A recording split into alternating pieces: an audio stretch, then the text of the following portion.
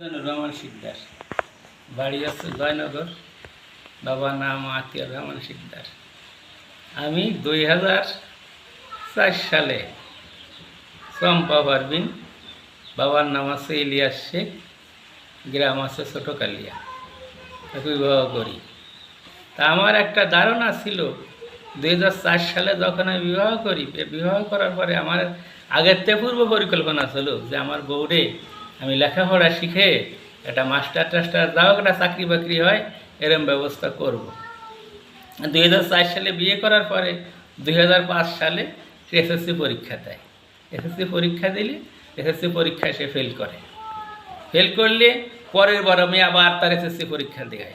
পরের বার এসএসসি পরীক্ষা দেওয়ার পরে পরের বারও ফেল করে। তা লোকজন সবাই মানা করে যে বউ এত পড়াচ্ছিস কিসের জন্য, বউ ফেল করে আবার পরীক্ষা দিয়ে আসে। তার তৃতীয়বার আবার পরীক্ষা দেয়। তৃতীয়বার পরীক্ষা দেওয়ার পরে সে তোমার এসএসসি পাস করে। তখন তার বয়স 18 বছর পূর্ণ। আমি ঢাকা চাকরি করি। ঢাকা চাকরি করলে আমি রীতিমধ্যে দেখি যে ফুটপাতে আমি পেপার পত্রিকা পড়ি, এখন দেখি একটা নিয়োগ বিজ্ঞপ্তি, প্রাইমারিতে লোক নিয়োগ দেওয়া হবে।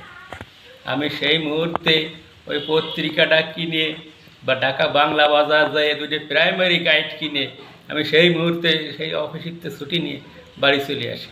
আমি সাথে সঙ্গে দরখাস্ত করাই দিয়ে দুটো গাইড কিনে দিয়ে আর ওই প্রাইমারি স্কুলে চাকরি করার জন্য যে প্রাইভেট মাস্টার, সেই মাস্টার আমি তাদের রাখিয়ে দিয়ে যাই।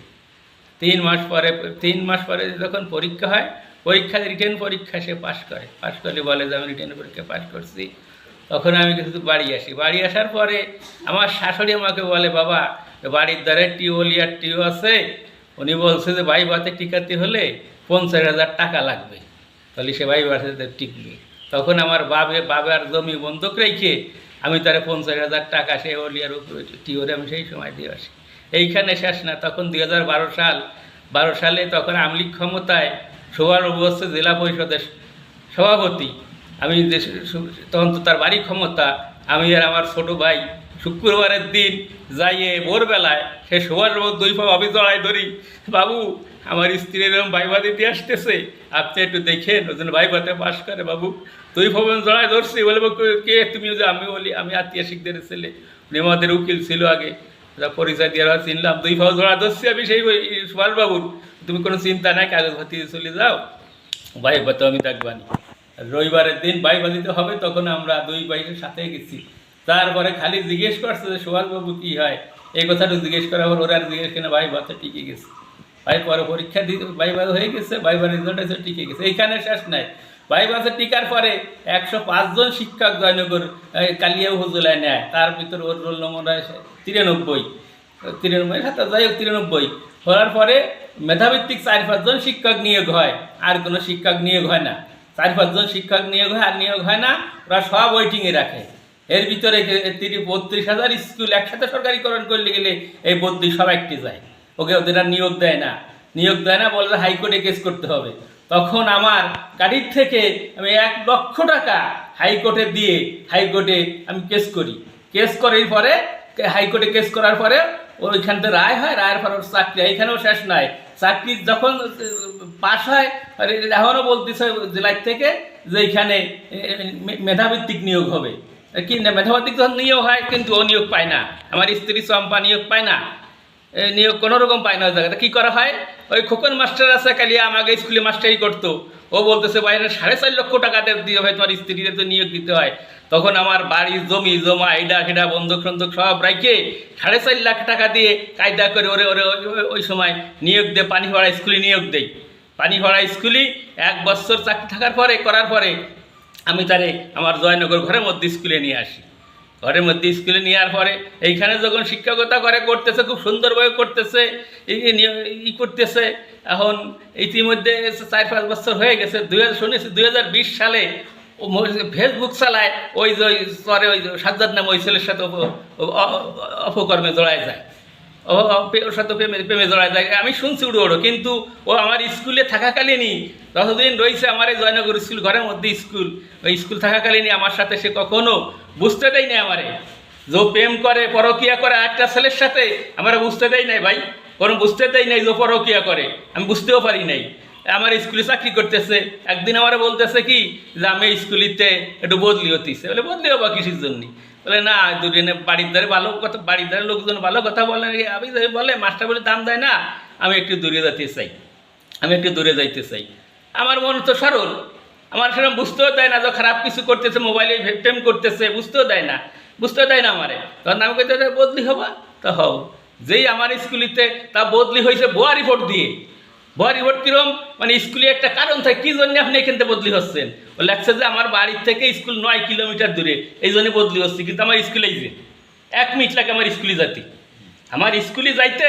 এটা আপনাদের কাছে একটা আমার স্কুলে দেখা যায়, আপনি দাঁড়ান দেখা যায় যে এখানে স্কুল, আমার স্কুলেতে 1 মিনিট লাগে, আমার বাড়িতে 1 মিনিট লাগে স্কুলে যাইতে। ও লেখছে যে আমার স্কুল বাড়ির থেকে স্কুল 9 কিলোমিটার দূরে, এই জন্য আমি এখান থেকে বদলি হচ্ছি, দূর হয়ে যায় অনেক। এই ভুয়া রিপোর্ট দেখে আমার স্কুলে হেডমাস্টার এই নিয়ে প্রতিবাদও করছে। হেডমাস্টারের একটা রিপোর্ট আসে যে এই ঘটনা সত্যি। হেডমাস্টার বলছে যে না, ওই হেডমাস্টার বলছে যে না, স্কুলে একেবারে ঘরের ভিতরে এইখানে ভুয়া রিপোর্ট দিচ্ছে। তারপরে টিও কীভাবে, টিও তাহলে ডিপিও কীভাবে বদলি দিল আল্লাহ জানে, তারাই জানে। যে ভুয়া রিপোর্ট দিল, যে ভুয়া রিপোর্ট আমার স্কুলে হেডমাস্টার বলতেছে যে ভুয়া রিপোর্ট এটা, ঘরের মধ্যে স্কুল। তারপরে তারা এখান থেকে টিও ডিপিও কীভাবে বদলি দিল তারা এখানে ভালো করে জানে। এইখানটা বদলি হয়ে যাইয়েই আর কি আমার সাথে এখন উল্টো পাল্টা শুরু করে দিচ্ছে। আমার ছেলে, আমার ছেলে, ছোট ছেলেটা, আমার হ্যাঁ আমার 2টা ছেলে, বড় ছেলেটা আমার হচ্ছে মেহেদি মাহিনপেট, আর ছোট ছেলেটা মেহেদাও। আর ছোট ছেলেটা আমাদের কাছে থাকে, বড় ছেলেটা এই রুমে ঘুমায়। মানে বড় দুজন তো পাশাপাশি শুয়ে থাকতাম, যখন এইখান থেকে বদলি হয়ে গেছে আমার ছোট ছেলেটারে মাঝখানে দিয়ে ও কোনায় দিয়ে শুয়ে থাকে। হ্যাঁ, আর উল্টো পাল্টা কথাবার্তা আমার সাথে বলে। হ্যাঁ, বলে একদিন আমি কথা বলে ফেলাইছে, কি জন করতেছে আমার সাথে এরকম করবে। আমার বলতেছে আমি কি তোমার বউ আছি নাকি, আমার বলতেছে হ্যাঁ কি আসছে, কি কও?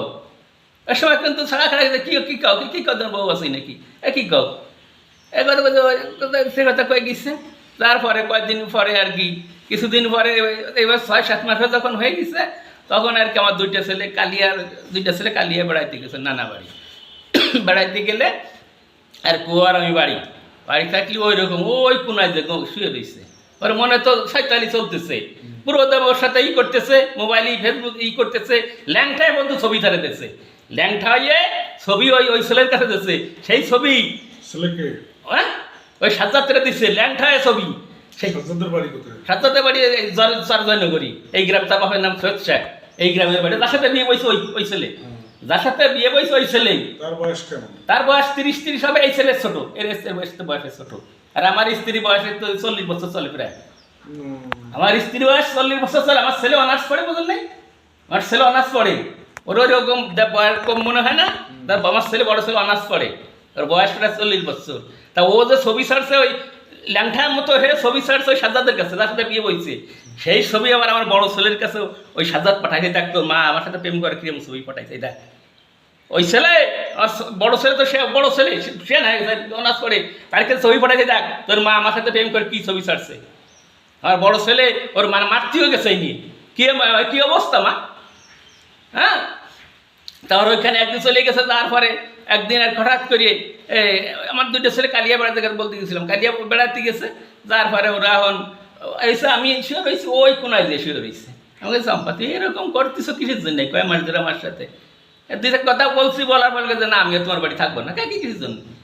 এই 2 কথা বলি আর কি, উনি এখান থেকে বাপের বাড়ি চলে গেছে। বাপের বাড়ি চলে যাওয়ার পরে কয়েকদিন, বাপের বাড়ি চলে যাওয়ার পরে 1 দিন না 2 দিন পরে যে আমার সাইডের বউ আর আমার বড় ছেলে মোটরসাইকেল করে নিয়ে আইছে, বাড়ি আসে শুক্রবারে, শনিবার দিন গেছে মিলাদুন্নবী স্কুলে, ওদিন মেলা দেরি করে আইসে। আমি যখন জানতে পারছি বাড়ি আসে শনিবারে, শনিবারে আইসে, আমি যা শুনছি আর কি ওই সে ডিভোর্সে ওই শনিবারের দিন আমার বাড়ি আইসে মিলাদুন্নবীর কথা বলে যায়, ওই দিন যে আমার ডিভোর্স দিচ্ছে।